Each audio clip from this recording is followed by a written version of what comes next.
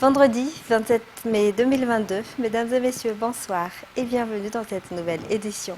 À la une de l'actualité, conscient que les conflits fonciers ralentissent le développement et provoquent l'insécurité et les divisions au sein de la société, le gouvernement se doit de trouver une solution, a déclaré le secrétaire d'État chargé de la gendarmerie. Ainsi, des bureaux spéciaux de conseil et d'orientation seront mis en place dans les zones où les conflits fonciers sont fréquents.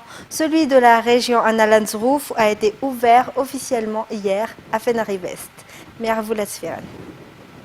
Le président ordonne la restitution des terrains pris par les Daaltagne à ses propriétaires légitimes. En effet, les problèmes fonciers provoquent des troubles sociaux, des conflits et peuvent même parfois entraîner à des meurtres.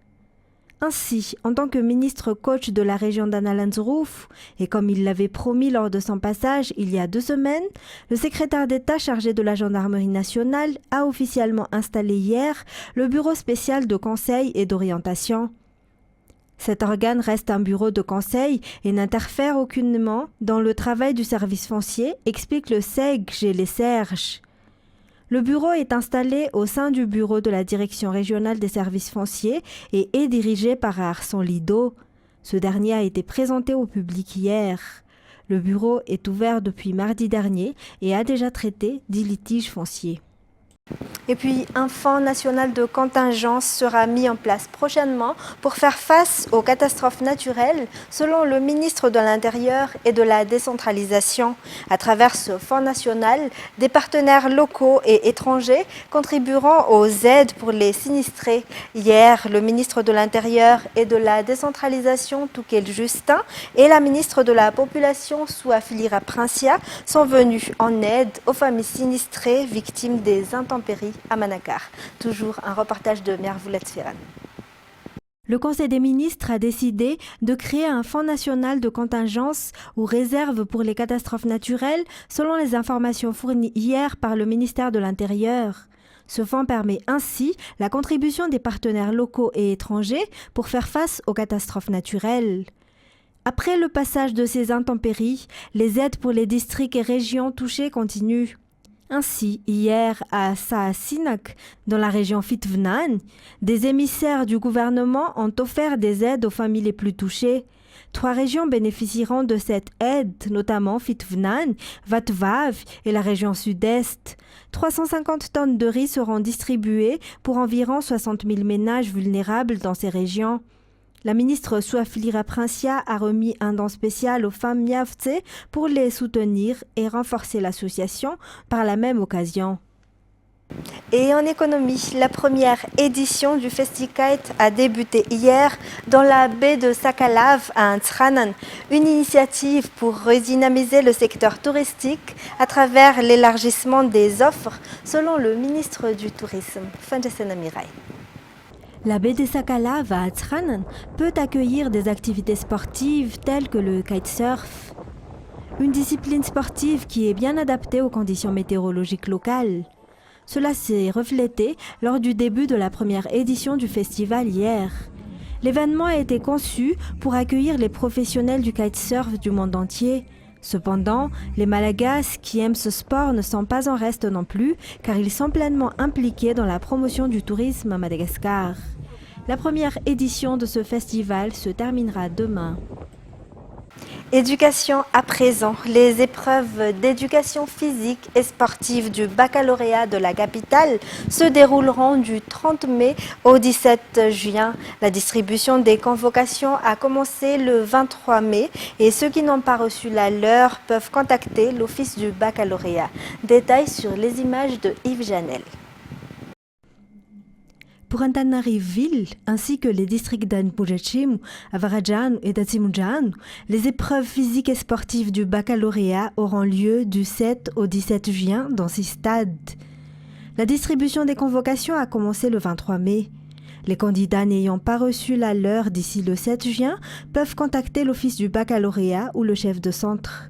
Il faut une préparation physique et mentale pour affronter une épreuve sportive. Cependant, il est déconseillé de prendre des stimulants ou autres fortifiants, étant donné leurs effets secondaires pouvant entraîner jusqu'au décès.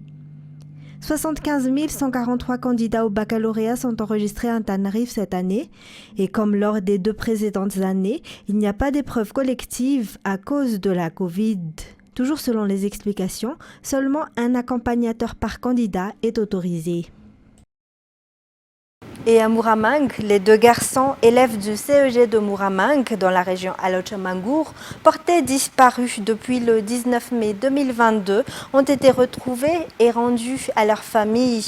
Selon les informations, ces 2 garçons ont rejoint le poste de police d'Ambatunjazak. Des faits étranges se sont produits lors de leur disparition, selon leur témoignage. Indonienne à Martina. Le jeudi 19 mai dernier, la nouvelle de la disparition de 2 garçons, Rezeda Stefan, 12 ans, et Ardo Fanmezantsu, 14 ans, tous 2 élèves du CEG de Muramang, s'est propagée sur les réseaux sociaux. Selon leur récit, à la sortie de l'école, ils ont rencontré un homme qu'ils ont suivi. Mais ils ne se souviennent plus de ce qui s'est passé par la suite, sauf le fait qu'on leur a fait un prélèvement sanguin. Depuis lundi, les 2 garçons ont erré pour finalement arriver au poste de police d'Ambatunjazak et ce sont ces derniers qui l'ont ramené à Muramang. Ces enfants n'avaient aucun problème à la maison, ont confirmé les membres de la famille. Une enquête sur cette affaire est actuellement en cours. Côté sport, les joueurs locaux et les joueurs qui évoluent à La Réunion partiront ensemble demain avec les entraîneurs et les responsables techniques pour rejoindre Ghana. L'entraîneur Nicolas Dupuis a dû faire appel à des joueurs locaux pour étoffer l'équipe en raison de l'absence de certains joueurs. Anzar Adzonarville. 4 joueurs, dont Arwasna Anjanarman ou Dax, Soulnien Avzar, issu du Foussa Junior, Théodin Ramananzar, évoluant à Saint-Suzanne, La Réunion, et Mam Gervais, évoluant au sein de la Saint-Pierroise de La Réunion, ont été sélectionnés par l'entraîneur Nicolas Dupuis afin de remplacer Alexandre Ramalingam, Marco Ilamaïrach et Thomas Fontaine, qui ne pourront pas intégrer les Barrés à Madagascar lors des 2 premiers matchs de la phase de poule de la CAN 2023. Contre le Ghana, là, on est en train de voir justement. Bon, j'ai une bonne nouvelle quand même. Abel a fait l'impossible, lui, de son côté. C'est-à-dire que là, j'ai eu même la vidéo, je ne vous la montrerai pas parce que c'est marrant. Il est en train de crier. Il s'est fait piquer au niveau du genou parce qu'il avait vraiment très mal. En fait, comme quoi on a un peu la poisse, à la 95e minute de son dernier match, il a pris un attentat dans la surface de réparation. Je ne sais pas si vous avez vu la vidéo, moi j'ai vu. Il prend un attentat, il se fait plier le genou. Et là, donc, pour cacher la douleur et ainsi de suite, il a fait le nécessaire pour être là, présent. Donc finalement, il sera là. Jérôme, lui, a été libéré pour le premier match. Ça, c'est une deuxième bonne nouvelle. On fait tout pour libérer Fabien pour le deuxième match. Hein. Donc Jérôme pour le premier et Fabien pour le deuxième. J'attends avec vraiment impatience et envie que Jérémy puisse se libérer. Hein.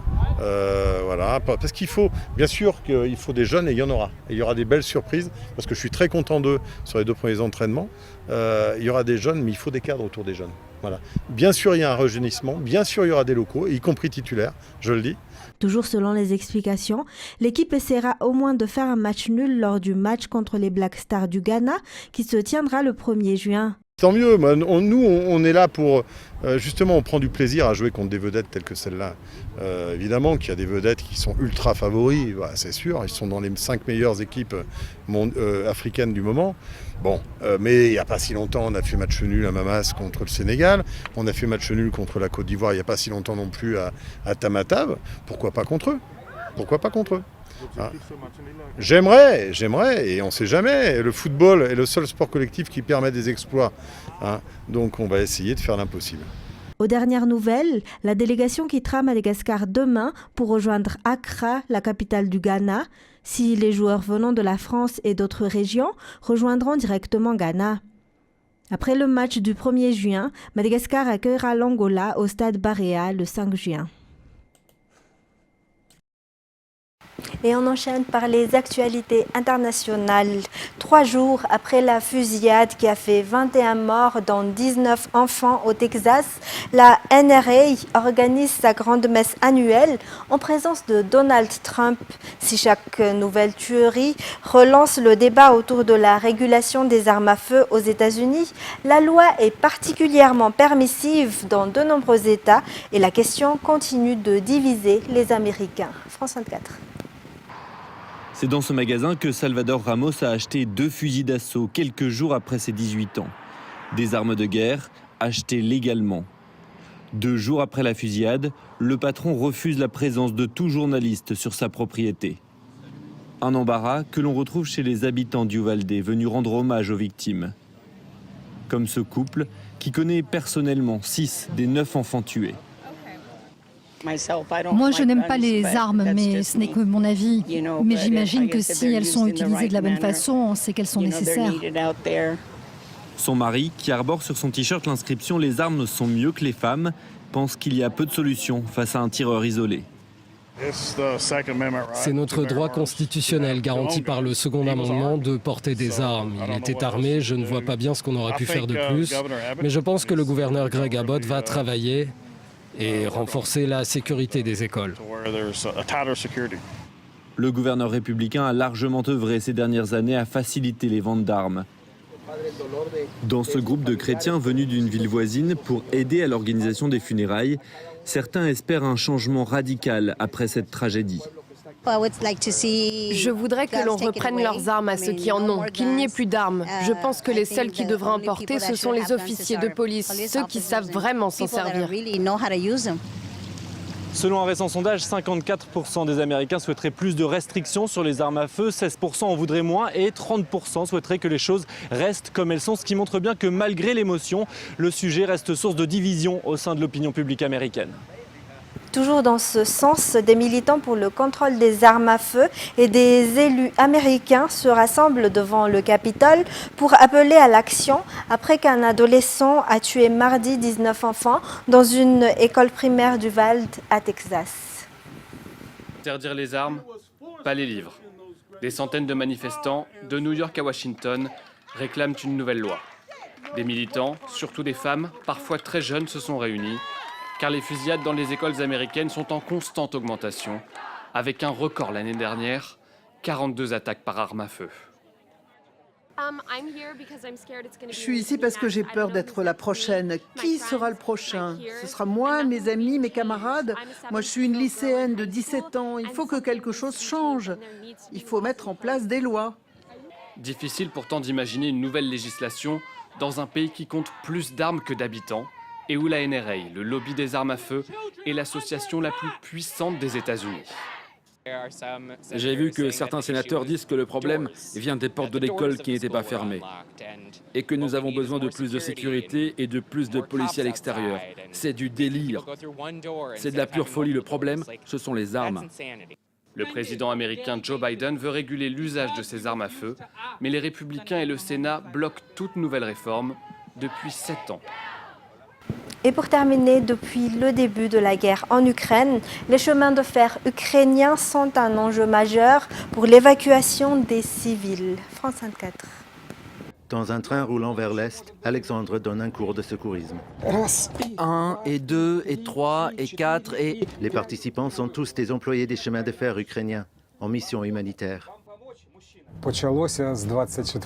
Depuis le début de l'invasion, nous évacuons des civils vers l'ouest. Aujourd'hui, nous allons à Pokrovsk pour faire sortir les gens et leur donner à manger, à boire et une assistance médicale s'ils en ont besoin. Bénévoles et membres d'ONG amènent des déplacés de tout le Donbass à la gare de Pokrovsk. Mais aujourd'hui, les bombardements ont barré l'accès à certaines zones. Le train démarre avec 101 déplacés à bord, bien moins que d'habitude.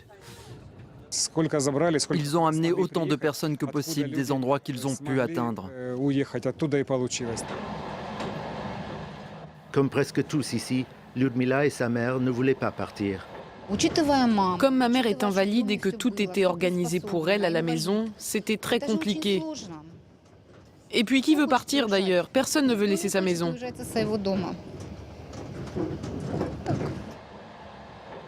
Genia, lui, a été blessé lors d'une explosion à Avdiivka. J'étais en train de faire du vélo quand un mortier est tombé tout près. Ce n'est qu'un mois plus tard, quand sa maison a été touchée, qu'il a enfin accepté la proposition des volontaires.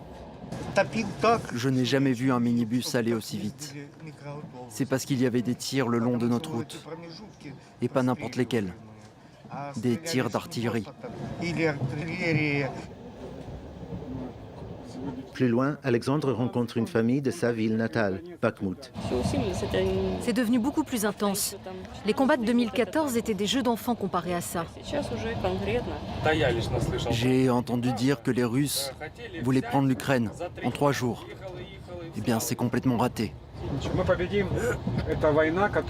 Nous allons gagner. C'est la continuation des guerres d'indépendance que nos ancêtres ont menées. Et nous irons jusqu'au bout. Nous sommes unis. Nous serons victorieux. Merci. Les parents d'Alexandre, eux, sont toujours à Bakhmout, aujourd'hui l'une des principales cibles des Russes. Il n'a toujours pas réussi à les convaincre d'évacuer. Mesdames et messieurs, c'est la fin de cette édition. Je vous remercie de l'avoir suivi. Restez avec nous tout de suite après. Miarvulat Sferana sera en compagnie du ministre de l'Énergie et des Hydrocarbures, Andra Marsan, pour l'émission Data. Restez avec nous et passez une excellente soirée en notre compagnie.